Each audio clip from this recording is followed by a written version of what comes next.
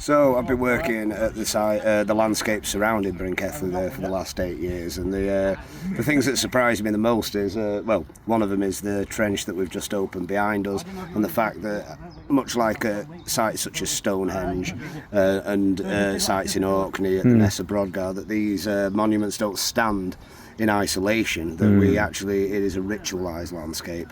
So what we found up near this standing stone was the potentiality of it being the one 12-foot standing stone called Tyddyn Bach, which means small homestead. Yeah, just behind us, yeah. That's right, yeah, not far away. It is actually part of a stone circle. We're starting to get evidence that could be a possibility. Amazing. Also, the amount of satellite burials around the reconstructed extant tomb of Bryn Celli there. It is surrounded on all sides by smaller burials, probably of the later Bronze Age, including the large ring cairn burial that we excavated over a number of years, known as Bryn Celli Bach, the small yes. dark grove. Some of the most interesting aspects of Bryn Celli there that make me question it are whether it was a stone circle or whether that was a hybridised element of how they aligned the passage, but also the pit with juvenile ear bones in it, which we find also at Beth Branwen, a tomb made famous with the Mabinogi, and also the Brennig tombs on the mainland also. They had pots with juvenile ear bones in them. This hints at a potentially quite dark ritual. Yes. We unfortunately, much of the aspects of it, much like the gods they worshipped, are lost to time. But I think that these are things that we have to start, especially during excavation of sites. We need to be looking for primary depositions of children's ear bones, or in some cases partial children, like the headless child found at the Druid Circle, and also which are also comparable to Tlactar, which is the one that's got a Samhain alignment, and there was a sacrificed baby that had a blunt force trauma to the skull. So we're finding it looks like there's these primary depositions, possibly sacrifices of juveniles, which are in many cases the first thing to go into these monuments.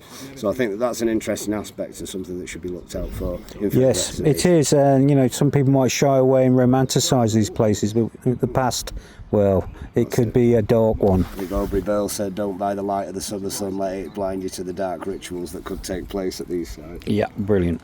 So the aspects of the carved pillar is very interesting. It does often, I think it was a YouTube video that said it was a fossilised tree, but we found using XRF analysis that it's actually taken from the outcrop next door and has been carved into that shape, which I personally found much more interesting that it's a fossilised tree that has been shaped specifically. And we're talking about the standing stone in the chamber. Within the chamber of Bryn Celli there, yeah. So that was, when it was first discovered, the farmhand was removing stones from the top. He found a hole through the passage. He thought, there's gold down there to be had.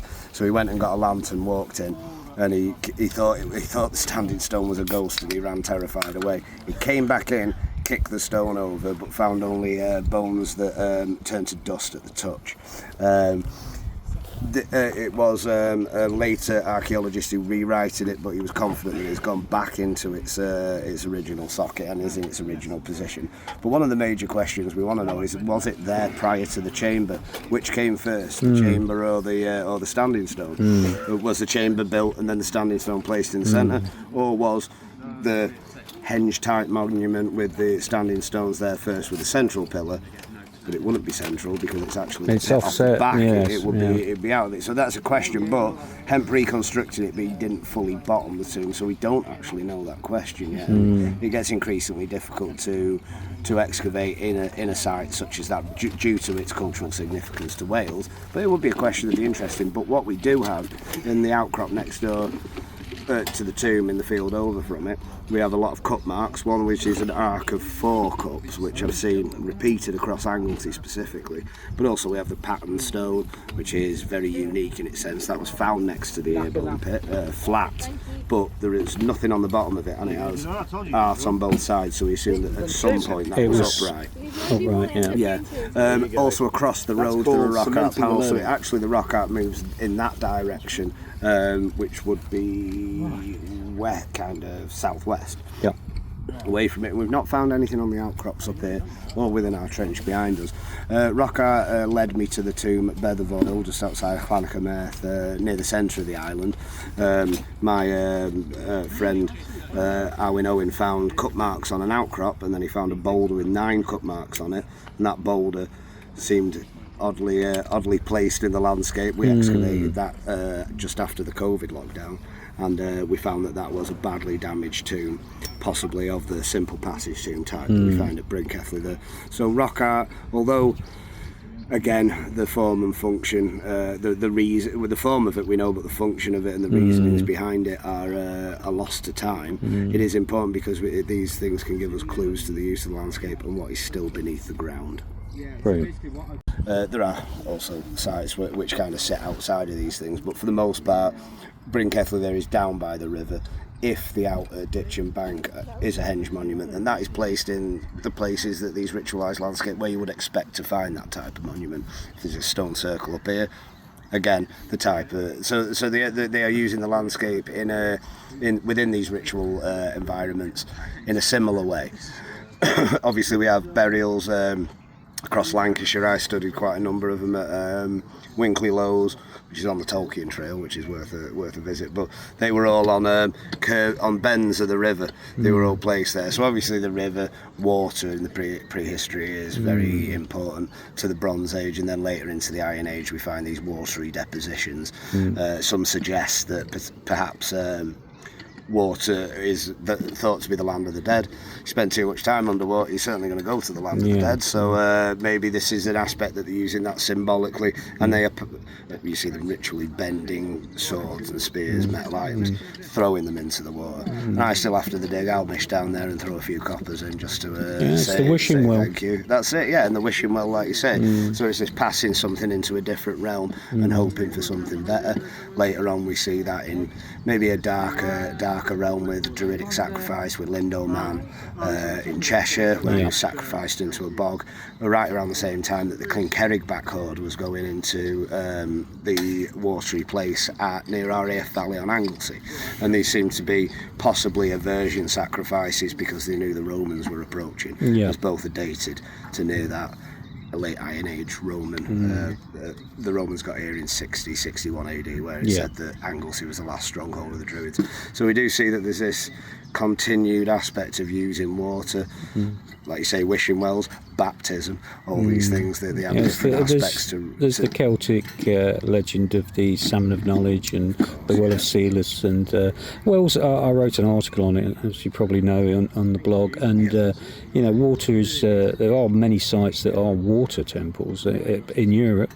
On Malta and places like that, where water is intrinsic within the design. Certainly, and purification. Caves in France. It's purification. Yes, water washes away not just sin but dirt and disease, and obviously it's we're mainly water. We need to drink a lot, and the cleaner the better. So it's obviously, in my opinion, infused with being a human being. Yeah. And obviously an expression of that, it comes out in religion. We still get baptised. That's it, but I do believe that one's like of that cleansing kind of thing to make one pure, whereas it does seem that maybe when we're more in the Bronze Age and the Iron Age, and it's the boggy a portal. stuff. It is, and possibly with the bogs they saw that aspect of it being not understanding anaerobic environments, but knowing that if a sheep fell into it, it would not rot away. It's a very liminal space, a bog, as well. It is indeed, yeah. So, and a lot of them were created in the Bronze Age because they over deforested the area. So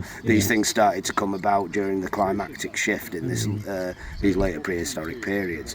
So there's so many aspects to it, and also there may well have been spoken word memory of when the channel was formed in the Mesolithic, which we know was quite a violent event. It took out Doggerland, it shot it shot sand half a mile over Yorkshire, you know what I mean? So it's so there could be this also understanding that not only is it a portal to the other realms, a purifying element, but also an incredibly dangerous thing as well. And you will, if something goes wrong with the water, if the sea levels rise or there is a tidal wave or a tsunami that comes in, there's very little you can do about it.